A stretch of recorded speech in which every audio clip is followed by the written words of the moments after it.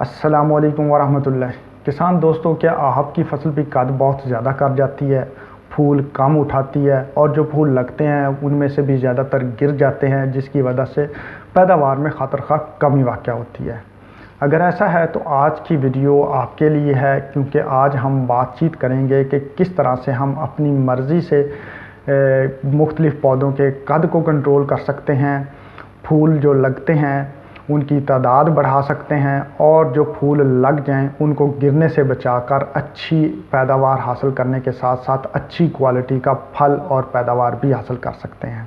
आज की वीडियो में हम कुछ ऐसे ही केमिकल्स के बारे में गुफ्तगू करेंगे और देखेंगे कि उन केमिकल्स को कैसे इस्तेमाल करके हम अपनी फसल की नशोनुमा को कंट्रोल करके अच्छी पैदावार हासिल कर सकते हैं। मैं हूं डॉक्टर जमील शफ़ी और आप देख रहे हैं प्लांट क्लिनिक्स का यूट्यूब चैनल।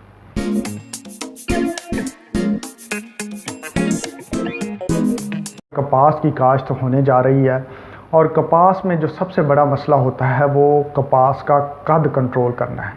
बाज़ औक़ात हमारी कपास जो है वो इतना कद कर जाती है कि उसकी चुनाई मुश्किल हो जाती है। कद की वजह से उस पर फूल जो हैं वो कम लगते हैं या वो जो फूल लगते हैं वो गिरना शुरू हो जाते हैं।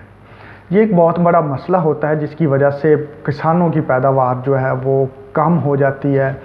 इसकी एक तो बुनियादी वजह यह है कि हम फर्टिलाइज़र्स का बैलेंस इस्तेमाल नहीं करते।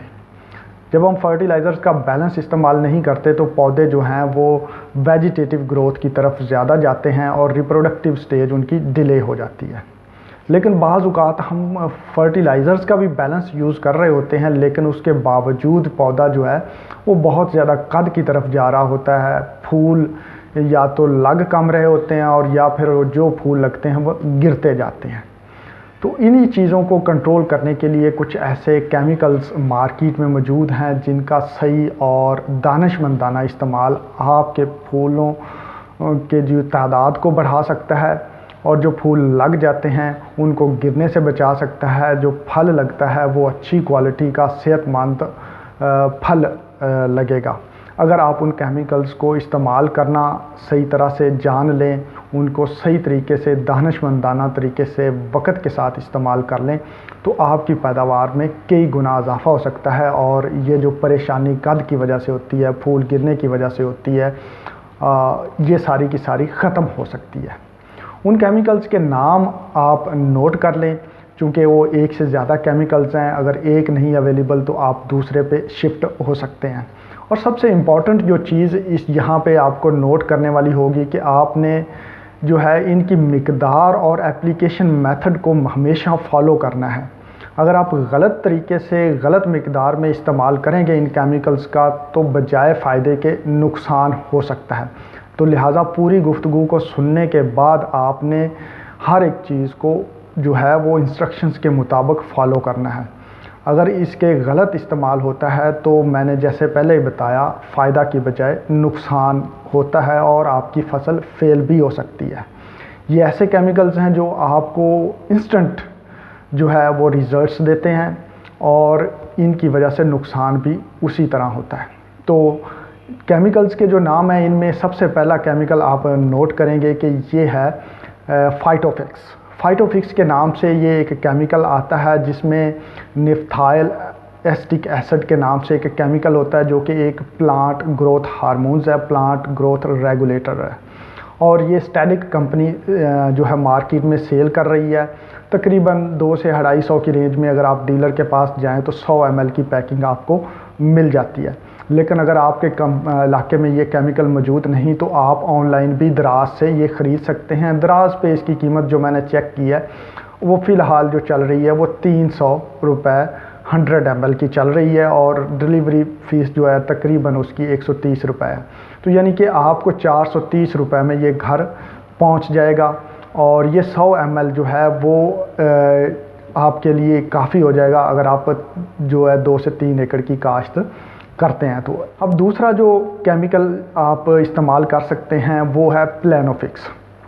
प्लानोफिक्स में अल्फ़ा निफ्थाइल एसिटिक एसिड केमिकल है।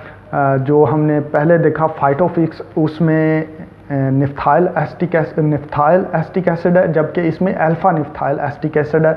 तो सिमिलर फंक्शन इनके हैं।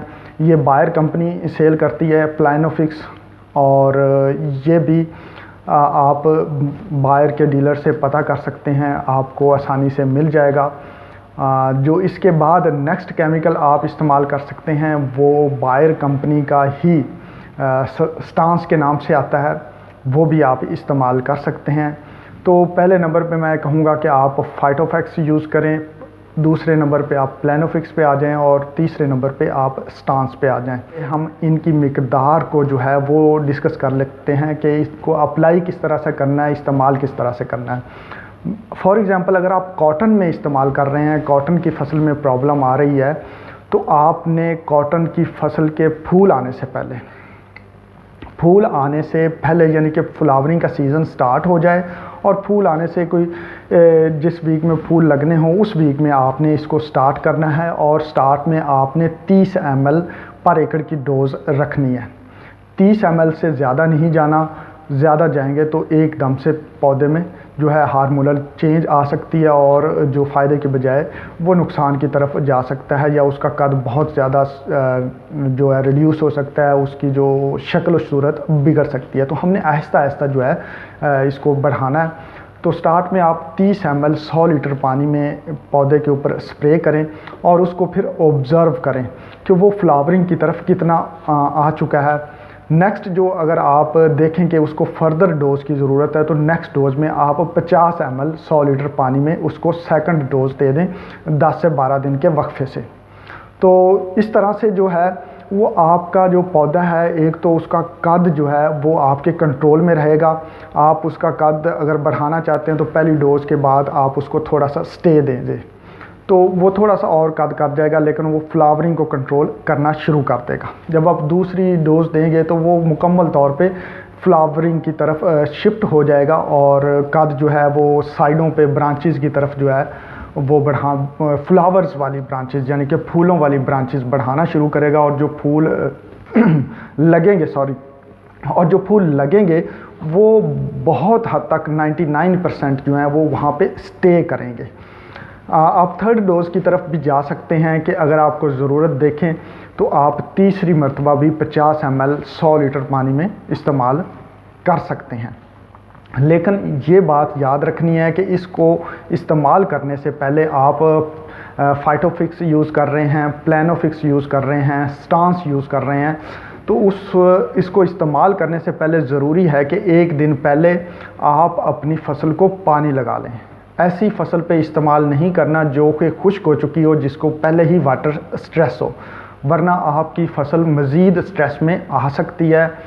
तो एक दिन पहले पानी लगाने के बाद नेक्स्ट डे आपने इसका स्प्रे करना है। और दूसरी बात जो ज़हन में रखनी है कि ऐसे वक्त में स्प्रे नहीं करना जब बहुत ज़्यादा गर्मी हो, शाम के वक्त जब टेम्परेचर नॉर्मल कंडीशन में हो, उस वक्त इसका स्प्रे करवाना है। मॉर्निंग के वक्त भी आपने इसको स्प्रे करने से अवॉइड करना है, चूँकि मॉर्निंग के फ़ौरन बाद जो है वो अच्छी खासी धूप और टेम्परेचर हाई हो जाता है। तो कोशिश करनी है कि शाम के जो औकात हैं उनमें आप इसको स्प्रे करवाएं, और जो एहतियाती तदाबीर मैंने कही हैं उसके मुताबिक आप इसको इस्तेमाल करें।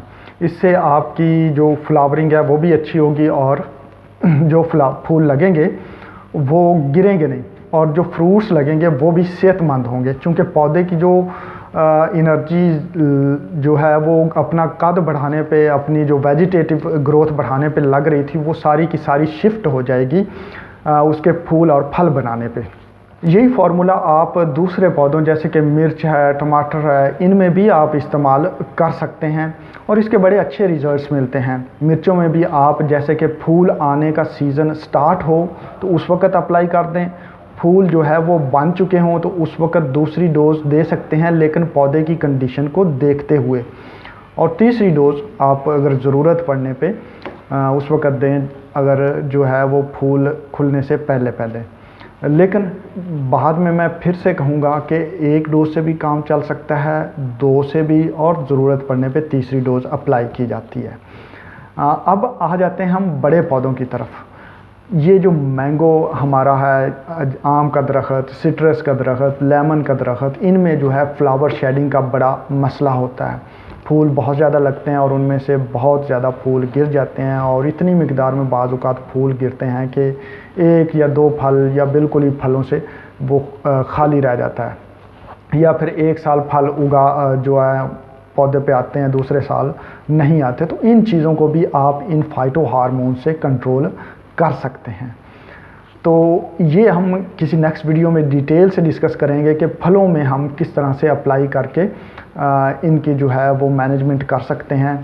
यहाँ पे आप कॉटन पे इसको इस्तेमाल कर सकते हैं। कॉटन के अलावा जो हमारी टोमेटो है, वेजिटेबल्स में भिंडी तोरी पे भी इस्तेमाल किया जा सकता है, वहाँ पे भी अच्छे रिज़ल्ट्स आपको मिल सकते हैं। चिल्लीज़ पे बड़े अच्छे रिज़ल्ट इसके हैं। किसान दोस्तों, मैं उम्मीद करता हूँ कि ये मालूमात आप लोगों के लिए मुफीद साबित होगी और आप इन केमिकल्स का दानिशमंदाना इस्तेमाल करते हुए अच्छी पैदावार हासिल कर सकेंगे। मिलते हैं अगली वीडियो में, तब तक अल्लाह हाफिज़।